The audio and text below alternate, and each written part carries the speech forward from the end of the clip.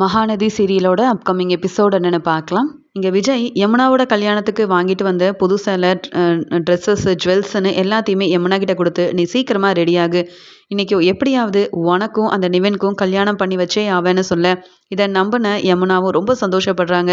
அது மட்டும் இல்லாமல் இதெல்லாம் உங்கள் அக்கா கிட்டேயும் கொடுத்து சீக்கிரமாக அவளையும் ரெடியாக சொல்லுன்னு சொல்ல, இதை பார்க்கும்போது காவேரிக்கு ஒரு பக்கம் கோபமாக வந்தாலும் இன்னொரு பக்கம் விஜய் எந்த நம்பிக்கையில் இப்படி எல்லா ஏற்பாடையும் பண்ணிட்டு இருக்காருன்னு ஒன்றுமே தெரியலையே. ஏற்கனவே நான் நிவின் கிட்ட பேசும்போது இந்த கல்யாணம் நடக்காது, யமுனாவை நான் விரும்பவும் இல்லை, கல்யாணம் பண்ணவும் மாட்டேன்னு ரொம்ப கராராக சொன்னதுக்கு அப்புறமா இப்போ இந்த மாதிரி நம்பிக்கை கொடுத்து இங்கே யமுனாவுக்கும் நிவின்க்கும் கல்யாணம் மட்டும் நடக்கலனா என் தங்கச்சி வேற ஏதாவது முடிவெடுத்துருவாளே அப்படின்னு பயப்படுறாங்க காவேரி. அது மட்டும் இல்லாமல் இங்கே காவேரி ரொம்ப கோவமா இங்கே விஜய்கிட்ட என்ன நினச்சிட்டு இருக்கீங்க, ஏற்கனவே நிவின் தன்னுடைய வாழ்க்கையில் இல்லைன்னு அதையே தாங்கிக்க முடியாமல் அவள் என்னெல்லாம் செஞ்சான்னு தெரியும்ல, மறுபடியும் தாலி கட்டிடுவான் நிவின்னு சொல்லி நம்பிக்கை கொடுத்து அவளை கோயில் வரைக்கும் கூட்டிகிட்டு போய் அங்கே நிவின் மட்டும் வரலன்னு வச்சுக்கோங்க, யமுனா என்ன வேணாலும் செய்வா, என் தங்கச்சியை பற்றி எனக்கு நல்லாவே தெரியும், நீங்கள் இந்த மாதிரிலாம் செய்யவே வேண்டாம், அவளுக்கு இந்த மாதிரி நம்பிக்கை கொடுக்காதீங்க அப்படின்னு சொல்லும்போது, இல்லை காவேரி எனக்கு தெரியும் நிவின் கண்டிப்பாக வருவாருன்னுட்டு, அது மட்டும் இல்லாமல் யமுனாவுக்கும் நிவினுக்கும் என்ன பிரச்சனை வந்தாலும் நான் கல்யாணத்தை நடத்தி வைப்பேன் அப்படின்னு சொல்கிறாரு விஜய். இந்த விஷயம் பசுபதிக்கு தெரிஞ்சதால எப்படியோ இந்த காவேரியும் நிவினும் ஒன்று சேரக்கூடாதுன்னு நினச்சேன், அதன்படியே நடந்துருச்சு. ஆனால் இப்போ நிவினை இந்த யமுனாவுக்கு கல்யாணம் பண்ணி வச்சு இவன் நினச்சதெல்லாம் நடத்தணும்னு நினைக்கிறான் இந்த காவேரி, அதை நான் விடவே மாட்டேன். கண்டிப்பாக இந்த விஷயத்த நிவினோட அப்பா அம்மா கிட்ட சொல்லி இந்த காவேரியும் விஜயும் நடத்த இருக்கிற இந்த கல்யாணத்தை நிப்பாட்டுறது மட்டும் இல்லாமல் எப்படியாவது காவேரிக்கு ஒரு பிரச்சனையை உண்டு பண்ணி இந்த காவேரியை ஏதாவது செஞ்சே ஆகணும் அப்படின்னு நினைக்கிறாரு. அது மட்டும் இல்லாமல் இங்கே ராகினியும் இங்கே பசுபதியும் இதை பற்றி பேசிக்கிறாங்க.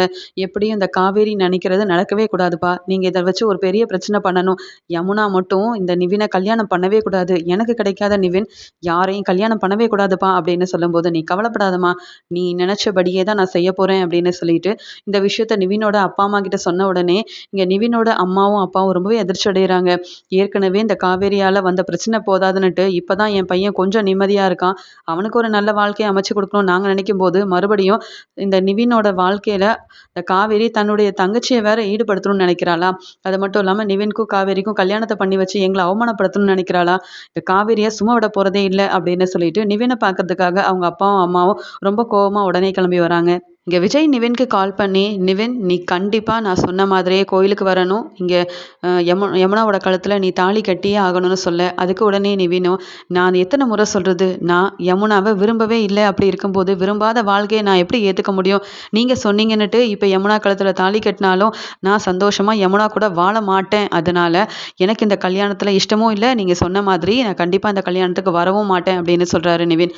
அதுக்கு உடனே விஜயும் நீ வருவ விஜய், கண்டிப்பாக நீ வருவ, யமுனா கழுத்தில் தாலி கட்டுவ, அது எனக்கு தெரியும் அப்படின்னு சொல்லும்போது பசுபதியால் எல்லா உண்மையும் தெரிஞ்சுக்கிட்ட நிவினோட அப்பாவும் அம்மாவும் நிவினோட வீட்டுக்கு டே நிவின் இங்கே என்னடா நடக்குது அப்படின்னு ரொம்ப சத்தமாக கூப்பிடும்போது இங்கே நிவினும் என்ன நம்ம அப்பா அம்மா வந்திருக்காங்க, ஒருவேளை இந்த விஷயம் எல்லாமே அவங்களுக்கு தெரிஞ்சிருக்குமோ அப்படின்னு ரொம்ப பதட்டமா அப்பா அம்மா என்னாச்சு அப்படின்னு சொல்லும்போது இங்கே ஃபோனில் இது எல்லாத்தையுமே கேட்டுட்டு இருக்க விஜய்க்கு தெரியுது, அப்போ நிவினோட அப்பாவும் அம்மாவும் வந்துட்டாங்க போல அப்படின்னு நினச்சிட்டு ரொம்ப சந்தோஷமா நிவின் கிட்ட, அதான் நிவின் உன் அப்பா அம்மா எல்லாரும் வந்துட்டாங்கல்ல, யாருமே இல்லாமல் யாருக்கும் தெரியாமல் இந்த கல்யாணத்தை பண்ணவே கூடாதுன்னு நீ தான் சொன்னியே, இப்போ எல்லாரையுமே கூப்பிட்டு சேரு, சந்தோஷமாக யமுனா கழுத்தில் தாலி கட்டு, உன் அப்பா அம்மா எல்லாருமே பார்க்கட்டும், நீ கண்டிப்பாக நீ செஞ்ச ஒவ்வொரு வேலைக்கும் நீ யமுனா கூட வாழ்ந்து தான் ஆகணும், வேறு வழி இல்லை அப்படின்னு சொல்லிட்டு ஃபோனை வச்சிடுறாங்க.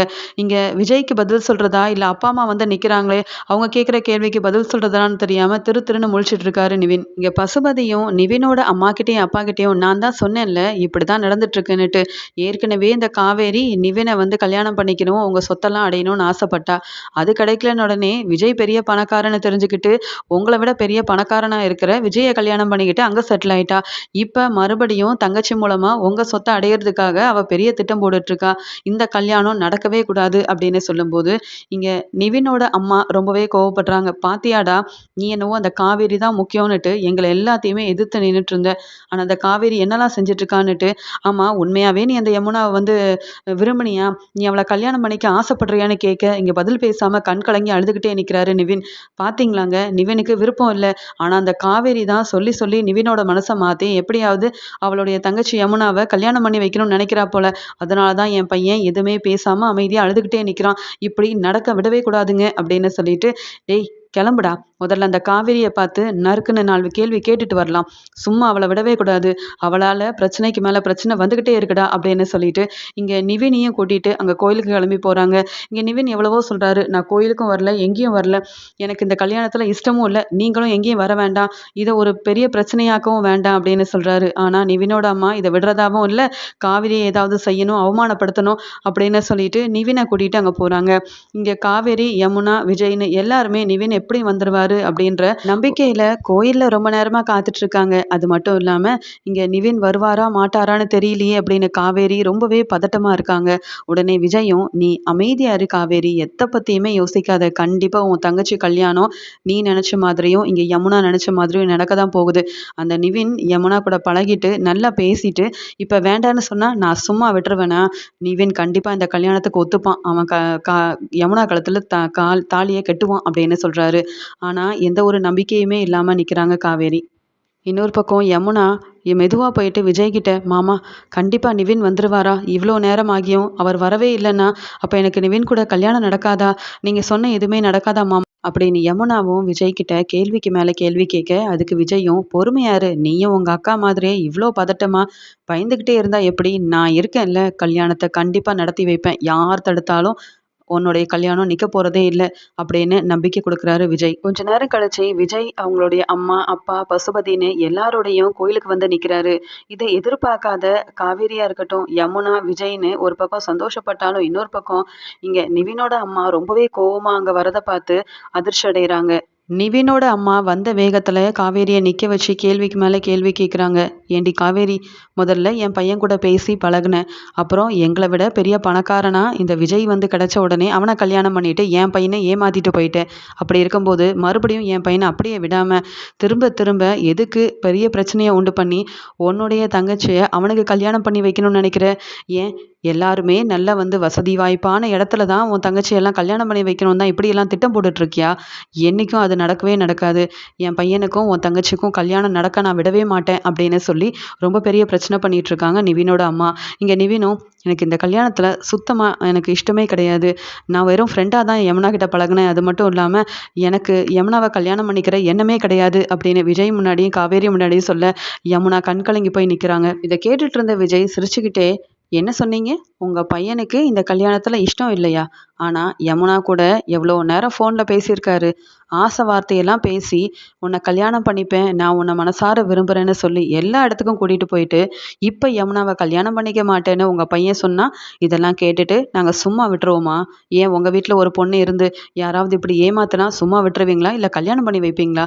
நான் கண்டிப்பா நிவினுக்கு யமுனாவை கல்யாணம் பண்ணி வைப்பேன். அதுக்கு நீங்க எல்லாரும் தடையா இருந்தா உங்க மேல மட்டும் இல்ல, உங்க பையன் நிவின் மேலயும் நான் கம்ப்ளைண்ட் கொடுப்பேன். அப்புறம் நீங்க உங்க பையன் நிவின் சந்தோஷமா இருக்கிறத பார்க்க முடியாது. உங்க பையன் ஜெயில்ல நிக்கிறத தான் நீங்க பார்க்க முடியும். அதனால ஒழுங்கா யமுனாவை உங்க மருமகளா ஏத்துக்கோங்க. நீங்களே உங்க பையன் நிவினுக்கு சொல்லி புரிய வச்சு யமுனாவை கல்யாணம் பண்ண சொல்லுங்க.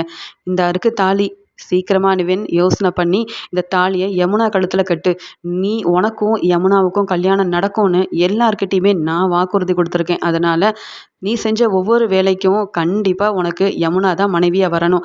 அதனால யமுனாவை நீ கல்யாணம் பண்ணியே ஆகணும் அப்படின்னு சொல்லி இங்க விஜய் விடாப்பிடியா எல்லாரும் முன்னாடியும் இந்த கல்யாணத்தை நடத்தி வைக்கணும் அப்படின்ற எண்ணத்துல இருக்காரு. இதை பார்க்கும்போது காவேரிக்கு ஒரு பக்கம் ரொம்ப சந்தோஷமா இருக்கு. பரவாயில்ல, விஜய் எப்படியாவது இந்த கல்யாணத்தை நடத்தி வச்சா போதும். என் தங்கச்சி அவ விரும்பின வாழ்க்கையின்படியே இங்க நிவினை கல்யாணம் பண்ணி சந்தோஷமா இருந்தா அதுவே போதும் அப்படின்னு நினைக்கிறாங்க காவேரி.